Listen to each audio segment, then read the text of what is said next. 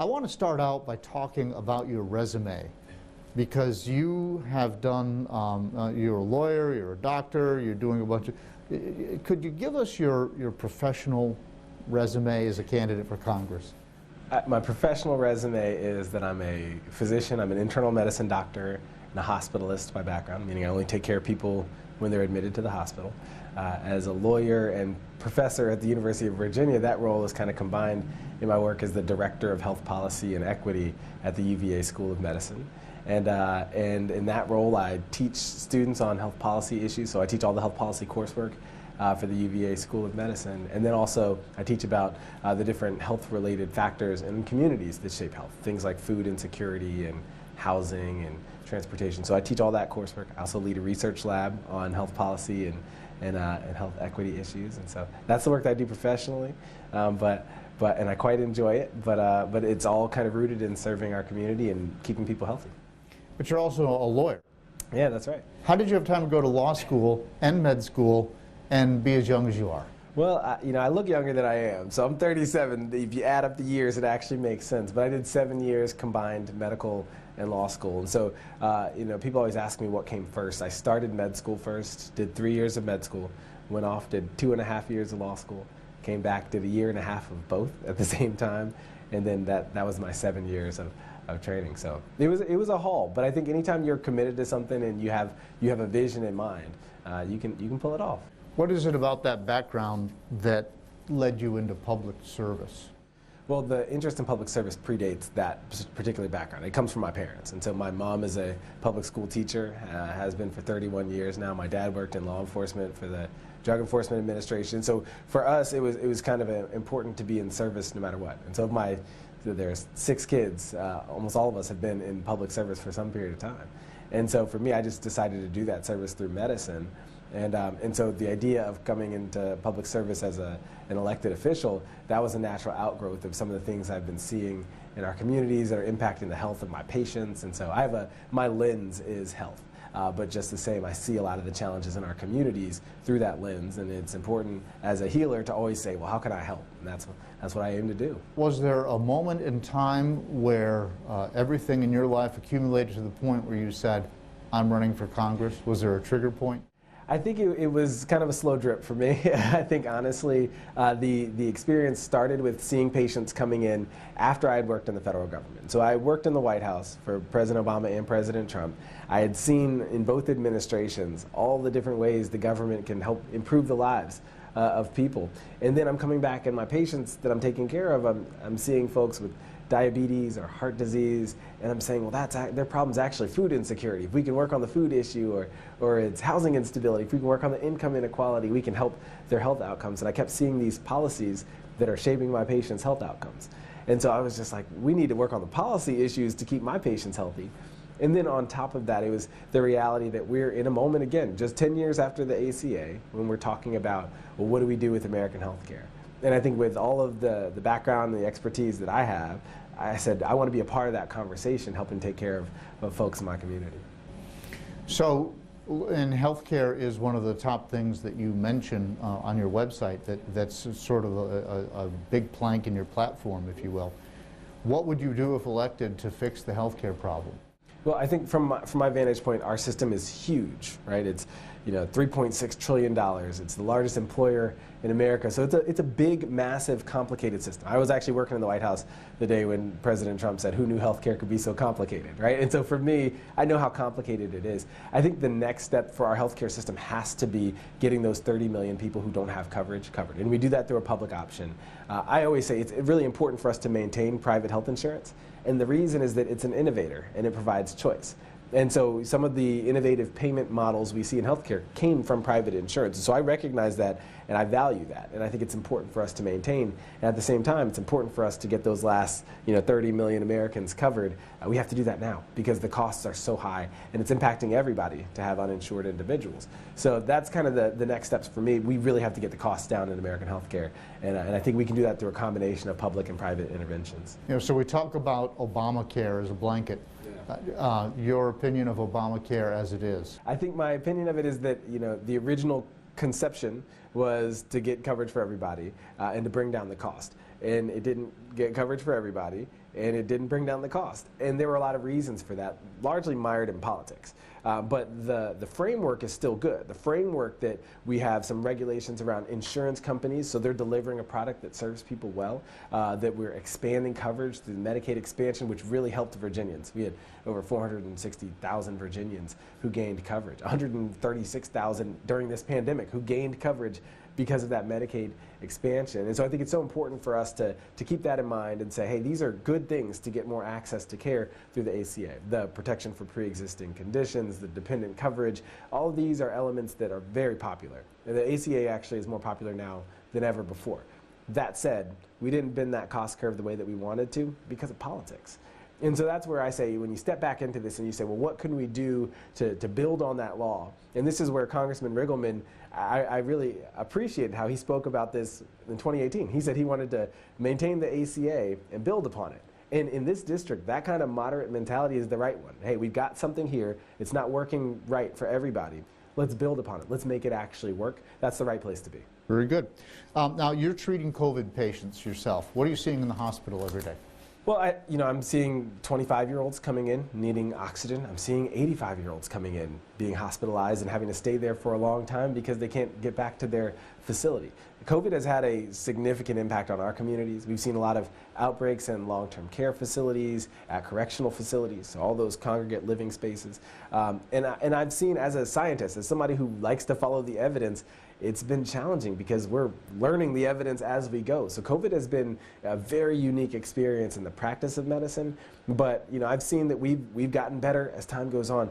The big thing we're still missing is we're not testing people very effectively. We still don't know who has COVID in our communities.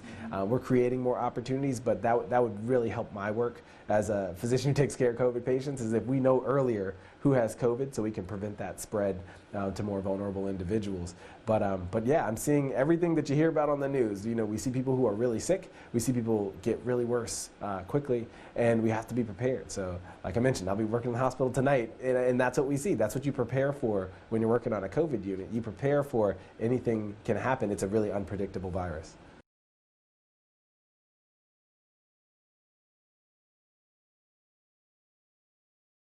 Well, I think from a national response standpoint, the first thing that the leader of the nation has to do is to really instill the confidence in the American people that we've got this under control. And I think that the biggest challenge that we've seen is what I call the infodemic, right? We've had a lot of misinformation coming out of the administration, and so people don't really know who to trust anymore on the pandemic. That's been hard for us to get good information out. So I would say that on the information side of things, it left some to be desired. I think that we still don't quite have a testing program. We certainly don't have a national testing program in place, and that's another huge barrier for us right now.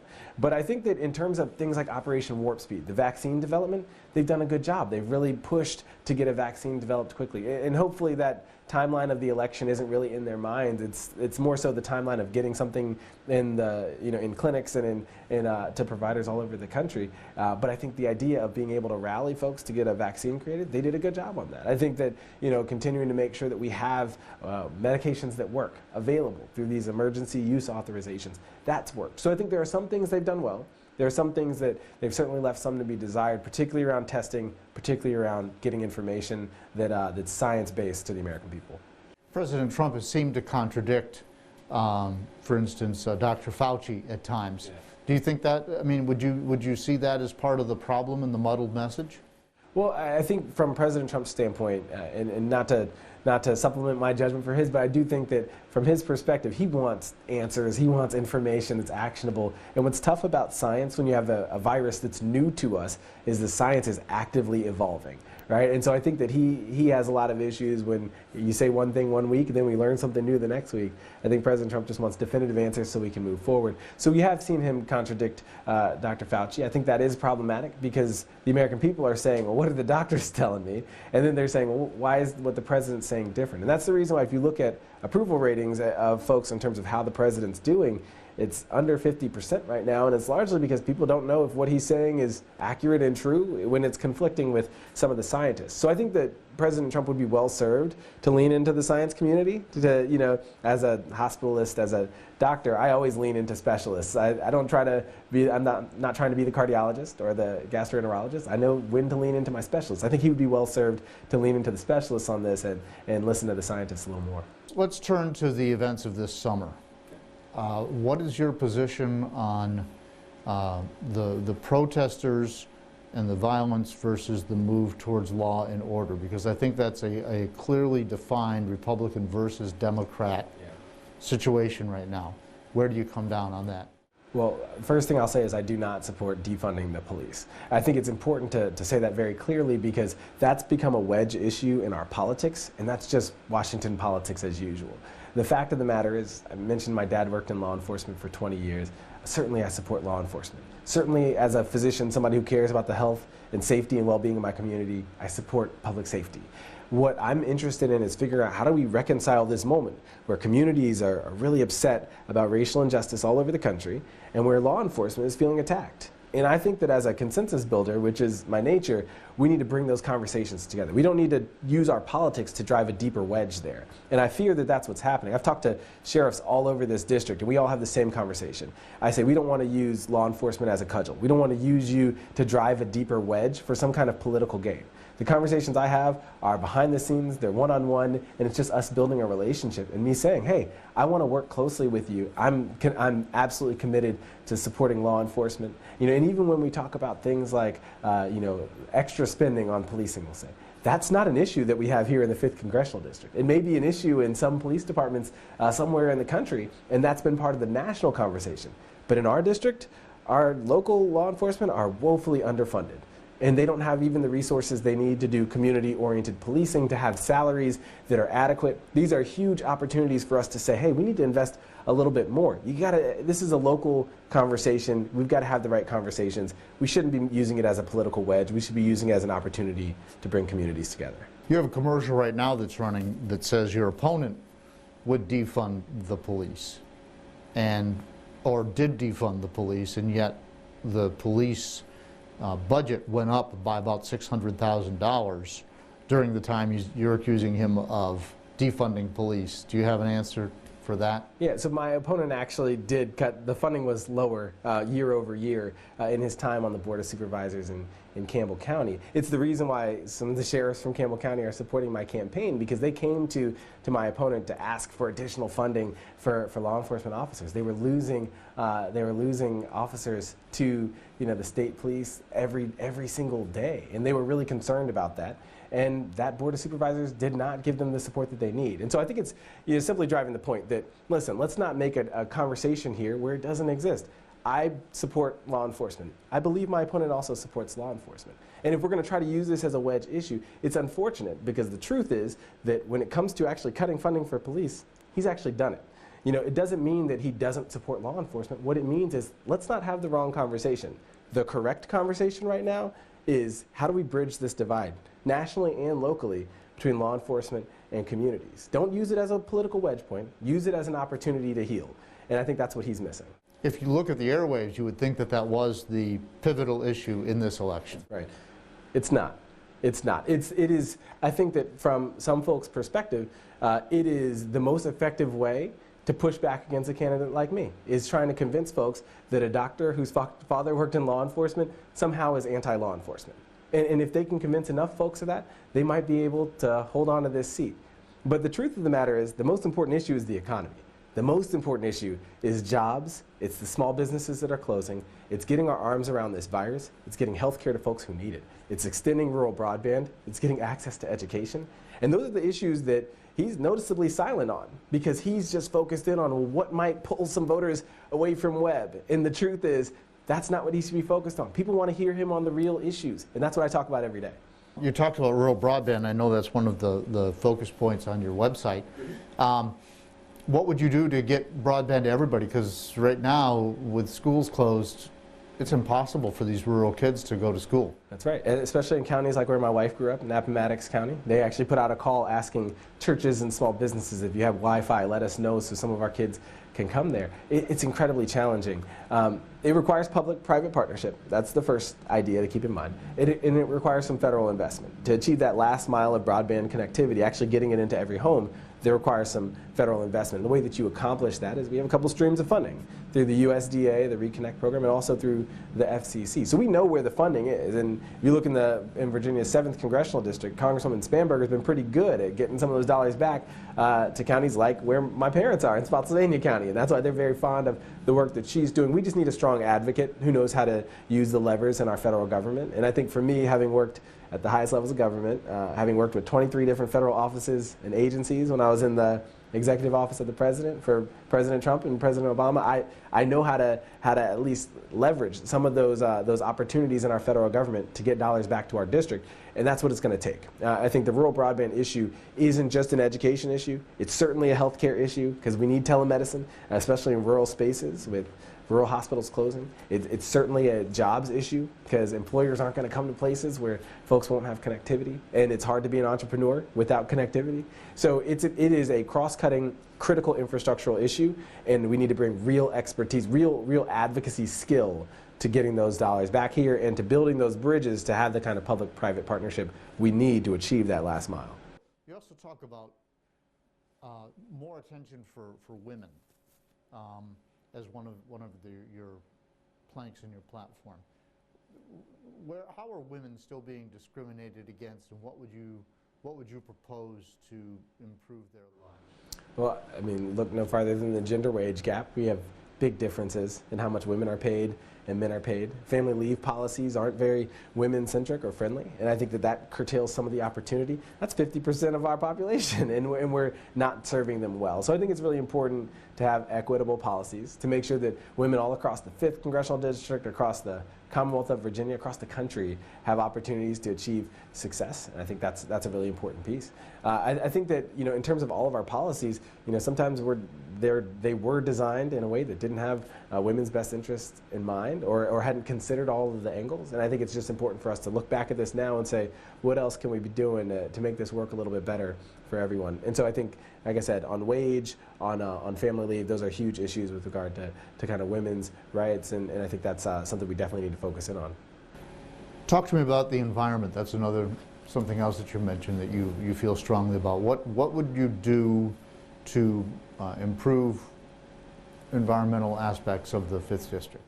Well, the 5th District has a beautiful environment, right? The natural beauty here is incredible. But in terms of protecting that, we have to follow the science, to be quite clear. It's, we have national and international documents where scientists have all concluded what we need to do to maintain our planet. And that's, goals in terms of reducing carbon emissions by 2030, eliminating, completely decarbonizing by 2050. That is a tall order. And for us to accomplish that, we've got to get started now.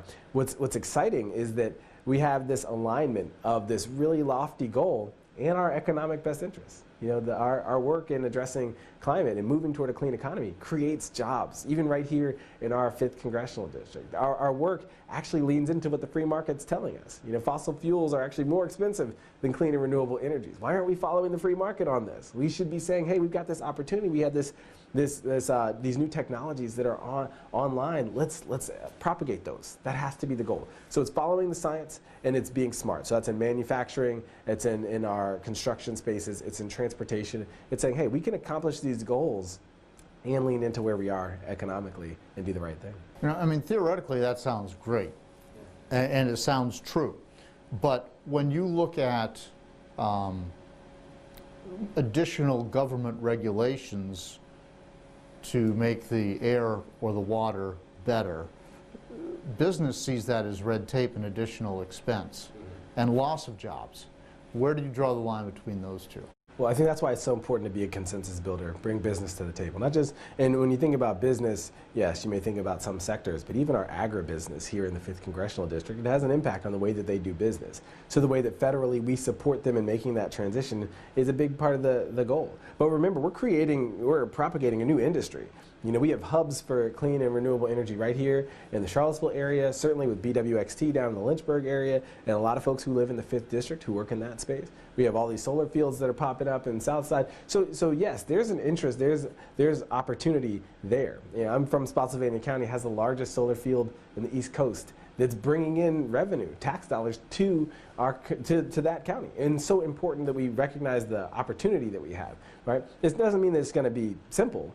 Of course it's going to be a challenge, but for us it's about sitting down, building bridges, and not just saying we can't do it, saying how do we do it while maintaining jobs, while building our economy and preparing our economy to move forward into the future, right? And I think that's the goal. That's what we have to be reaching out to accomplish, and that requires bipartisan solutions. I'll give you another point there is that Congressman Riggleman is on a bipartisan climate solutions committee. The idea that he's working across the aisle on this issue is exactly where we need to be. You need somebody who's willing to work across the aisle.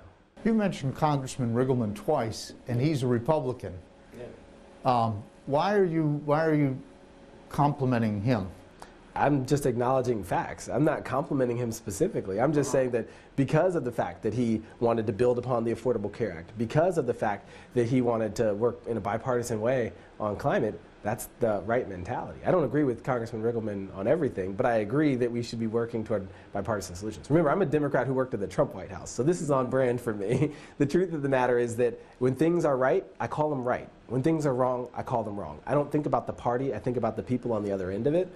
And so, like I said, I call a spade a spade. I think he was right on those two things, and I think he's wrong on some other things. But at the end of the day, we have to be able to acknowledge that in our politics. Our politics are pretty bad at acknowledging when the other side is right about something. Gotcha, gotcha. And looking down here, infrastructure is something else that you have mentioned that's interesting to you. What would you do to, what does infrastructure mean to you, and what would you propose that we do to improve our infrastructure? Well, we need investment federally because we do have crumbling infrastructure from our roads, our bridges, our tunnels. But keep in mind, I've said already, critical infrastructure includes broadband access. So that's one big part of our infrastructure that we need to work a little bit more on. I know I've already talked on that at length. When we're talking about creating jobs, there's opportunities in terms of rebuilding our infrastructure here. And so it's another opportunity for us to create jobs right here in this district to make sure that our district is poised to move into the future. So I think that's really the need. We need to invest in that infrastructure to make sure that we're, yes, creating those jobs, but also improving our communities. I'm curious, I mean, if you were to start out with one project, would it be Interstate 81? Would it be Interstate 64? Would it be bridges? Is there something in particular there that? It'd be broadband. I think that, and I think that the more we bring broadband into that conversation around critical infrastructure, people need to realize broadband is the highways and bridges and tunnels of the 21st century. It is people's way to connect with the communities around them and communities all over the world. And so I think that's the place where I'd start. Okay, so broadband, and then, I mean, but how about highways and bridges? Because, I mean, you mentioned that, and it's true. Yeah. I mean, that's something that we built that we have to fix, and it's harder to maintain something, I think, sometimes than it is to build something because people's enthusiasm is not there. Right. How would you address that? I think that once we have the resources available, the big thing is we've got a district with 21 counties and 2 cities. So it's not up to us to play favorites on which roads and bridges and tunnels need repair. It's my job as the representative in Congress to say, here are the resources that are available that we've advocated for, and here's how our communities can be effective in getting them. That's one of the big roles for a member of Congress, is connecting the community to the funding opportunities that exist. And so saying, we've got these dollars, how do we bring them back to our district? So partnering locally with all the different communities to identify how can you make your strongest case to get those resources. And that's what I would aim to do, is kind of help shepherd people through that process. How do you feel about defense spending, military spending? Where is that in your list of priorities? I think we have to maintain a safe country. I think that spending on our military is critical. It's necessary to the safety and security of the American people. But when you look at a discretionary budget, that's about $750 billion in our discretionary budget every year. And so the goal is always to look at everything with a fine-tooth comb and say, hey, are there some efficiencies that we can create there? Are there opportunities to use diplomacy as opposed to a military presence in certain spaces? We're engaged in over 150 counties right now with a military presence, and is that necessary in all of those spaces? Not saying it isn't, but I'm saying that's what our review has to be, and we have to look at that as an opportunity. Again, we don't have many spaces in our discretionary budget that are that big, and so while we're looking at it, we just have to say, is this going to negatively impact the safety and security of the American people? If we can be efficient with this spending, we can bring some of those dollars over into education. We can bring some of those dollars into food access, or housing, other critical spaces, so that it's not just all spending, we're just spending more efficiently as a federal government. Our federal budget is enormous. So you would look at, that's in play for you? Yeah, absolutely. It's in play for you. It's in play with the context of we have to maintain the safety and security of the American people. That's one of our foremost responsibilities. And so I think the question is always, where can we find efficiency in spending that's not going to negatively impact safety? You can't convince me that anything about government spending is efficient. I think that's where we're always looking. That's where I think an area where the Trump administration has it right. Sometimes there's so much regulation that it's inefficient for us, right? And so we have to say, what are the right regulations that allow us to do things correctly, right? And so you can't be indiscriminate and just say, we're throwing out all regulations. But you can say, we can be a little bit more appropriate with our regulatory environment so that it's good for businesses, so that it's good for all of our spaces. And I think that's the goal. Would you divert any of that funding to the border wall? I wouldn't. I don't think that the border wall is our most effective way to secure our spaces. I think it's so critical for us to secure our southern border, but it's the 21st century. We have a lot of technologies, a lot of opportunities and abilities to do so, and I don't think that the border wall is how I would use our dollars. And so I think that, again, that's one of those areas of efficiency where we can improve because we have so many other mechanisms to secure that border. And how do you feel about the Dreamers? What would you do with the Dreamers? We've got to have pathways to citizenship. For folks who came here as kids and this is all they've ever known, it's so important for them to have access to this land of opportunity. That's what our nation was really built on. And so having a thoughtful, comprehensive immigration policy that recognizes for kids who've been here their entire lives, who don't have anywhere else that they would call home, and who are contributing to our society, who've been paying taxes. And I went to med school with Dreamers, went to residency with Dreamers. They are some of our doctors, they're some of our lawyers, some of our teachers. They're contributing to our society. So part of what we want to do is the same thing we've done historically in this country, is create pathways for citizenship to people. That's part of the role of Congress, is to decide how that plays out. But again, acknowledging back, the Reagan approach to immigration, it's our greatest strength. It's that idea of bringing together a lot of different cultures and communities to create the greatness of America in its diversity. So I think it's a huge opportunity for us to get something right and also show some of that humanity. And then the last thing I want to ask you about is, how are we going to reconcile the anger in the country right now between blacks and whites? Well, I think that the job of any leader is not to be a thermometer, but to be a thermostat. All right. And so when you talk about anger between blacks and whites, I want to pull back a second, because that's not a monolith. There's not anger between all blacks and all whites. There are certainly some places of tension. And so describing our nation as this fight between the black Americans and the white Americans, that's not a fair assessment of our current circumstances. But that being said, it's so important for us to recognize where that tension is and saying, hey, the temperature's pretty high. How can we bring it back in? By understanding the perspectives of folks, by understanding that feeling of discrimination or that feeling of injustice, and also understanding that feeling of a country that some people feel like is slipping away from what it was. And then saying, well, what do we actually need to move forward? We need an America where every single person has opportunities for success. That's what we need. That's our greatest goal. And that's what resonates in rural communities. That's what resonates in urban spaces. That's what resonates no matter your race or ethnicity, your sexual orientation, or your gender identity. It's that idea of opportunities for everyone to succeed. And so really, we just need to be better at having this conversation. And I think that it's not a matter of tension between blacks and whites. It's a matter of tension in our country about ensuring that promise of opportunity to everybody. And you think you can fix it? As one member of Congress, I'm 1 out of 435. But as a voice from the 5th Congressional District, I think my goal would be in reconciling. My goal would be in being a healer. That's who I am by nature. And so my goal is always going to be to bring people together rather than drive that wedge even farther apart. The generations after us are depending on how we step into this moment. And I think I'll be the right kind of voice for this moment.